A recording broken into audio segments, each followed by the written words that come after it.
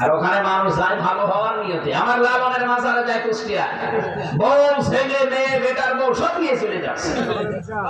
আগে গাঁজা খেত না, এখন গাঁজা খায়। ও কি ভালো হয়েছে না খারাপ হয়েছে? ওরা খারাপ বানালো কে? না না দেশে না আল্লাহ বললো।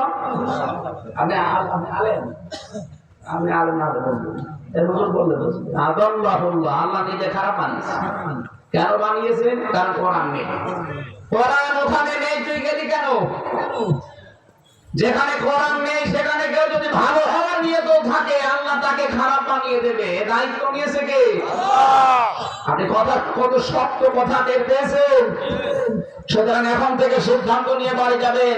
বাংলাদেশের সেই দরবার গুলোতে কোরআন শরীফ চলে না, কোরআনের নিয়ম নীতি নেই। ওই দরবার যদি আমার বাবাও তৈরি করে, আমি ওখানে নেই। ওখানে থাকলে আমাকে খারাপ বানিয়ে দেবে।